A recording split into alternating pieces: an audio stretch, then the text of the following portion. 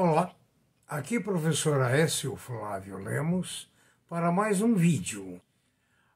Por gentileza, quer manifestar a sua opinião através do e-mail previsioneseconomicas@gmail.com.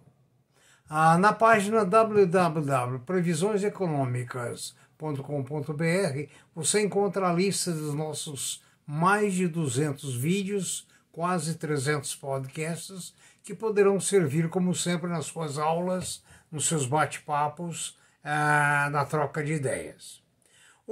Nós não temos feito muitos vídeos ultimamente, porque tem faltado norte, tem faltado direção.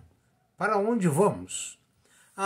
Eu sempre digo para vocês que Eratos de Éfeso sempre dizia que não há vento favorável para quem não sabe para onde vai. Eu diria que, economicamente falando, o Brasil hoje nós não sabemos para onde vai.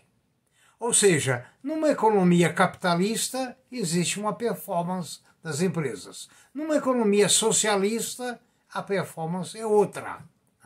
Numa economia mista, a performance seria outra. Então, muitos têm me cobrado qual é o futuro, ou qual a minha opinião sobre a Petrobras. Em parte, eu já respondi. Nós não sabemos qual o tipo de economia que vamos seguir. Se é economia capitalista, é a empresa voltada para dar lucro para seus acionistas.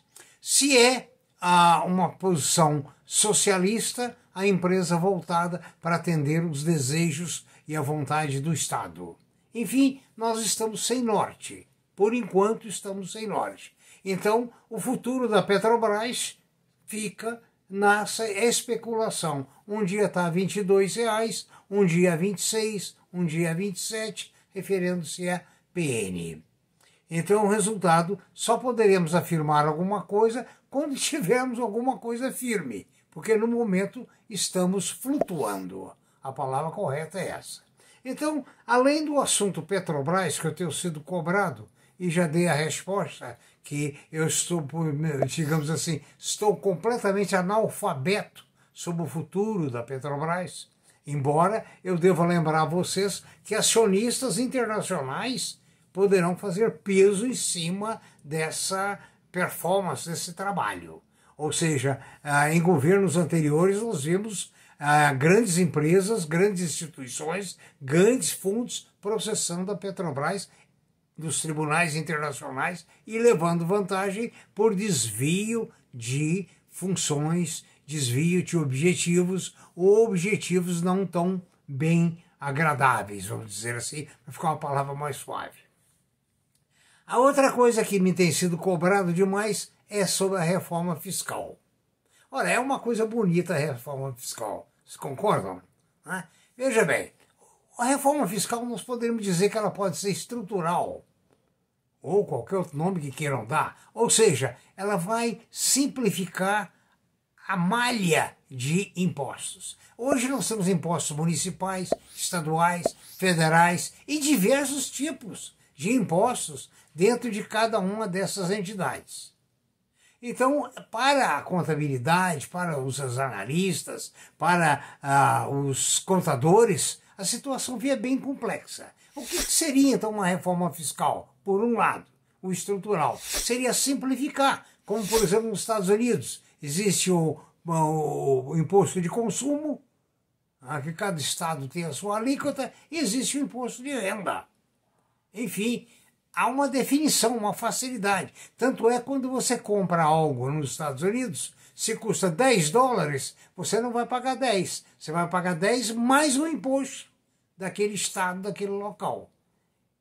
Enfim, fica muito simples. E, digamos assim, como no Japão, aquele imposto já recolhido no caixa da loja já vai direto para o Tesouro Nacional do Japão. É um negócio muito bacana.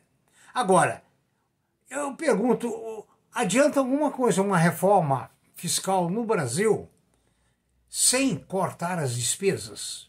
Aí vem a complexidade. Nós temos 5.600 câmaras de vereadores. Quantos mil vereadores? Quantos mil assessores de vereadores?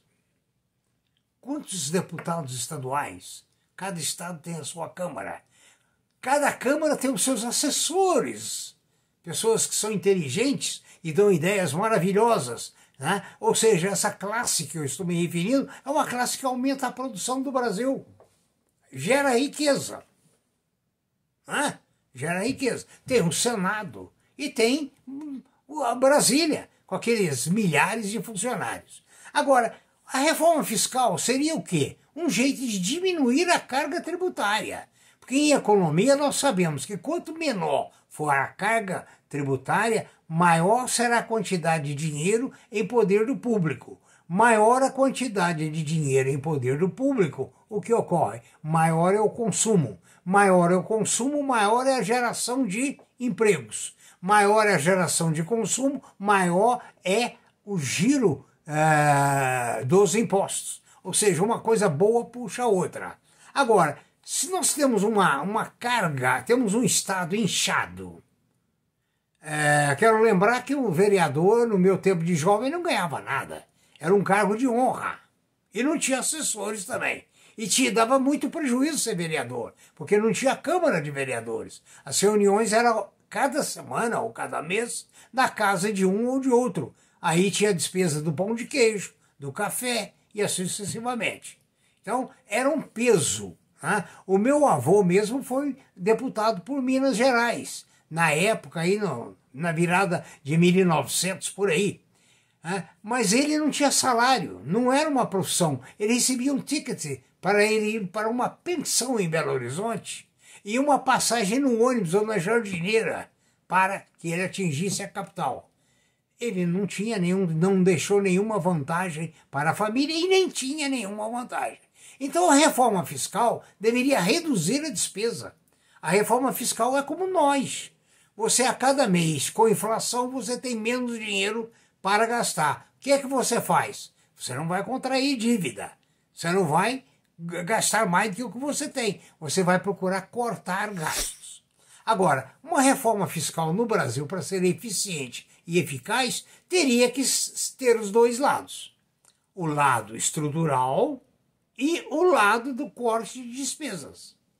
Com o nível de despesas que nós temos, qualquer reforma não vai resolver nada. Aí o prefeito vai defender o seu estado, a sua cidade, os seus vereadores vão se defender, os deputados estaduais, os federais, os funcionários públicos, e ninguém vai ceder nada. Essa que é a verdade. Né? Então, essa reforma fiscal, eu não sei se é para boi ver, se é para a política dizer alguma coisa, ou o que quer que seja, eu não sei. Porque sem corte de despesas, não adianta. Não tem reforma fiscal. O Estado continua inflado. Eu me lembro muito que na Dinamarca, na Finlândia, no Japão, na própria Austrália, onde eu vivi, né, os deputados, senadores não têm mordomia. Não tem casa por conta do governo, não tem carro por conta do governo, não tem seguranças por conta do governo, não tem faxineira por conta do governo. Eu me lembro, inclusive, que Charles de Gaulle, o ex-presidente da França, ele pagava as contas de luz do palácio com o salário dele. Então, resultado, sem diminuir o tamanho do Estado, não adianta, na minha opinião, reforma fiscal. Porque em economia não existe milagre. Nem milagre para a Petrobras, nem para a reforma fiscal, nem para qualquer coisa que se ligue à economia. Economia é uma ciência que trabalha junto e administrando os fatores. É a ciência da administração da escassez. Veja bem, escassez. Impostos são bens escassos. Deveriam ser, então, muito bem empregados. Então, desculpa se eu falei muito e não disse nada. Até o próximo vídeo. Obrigado.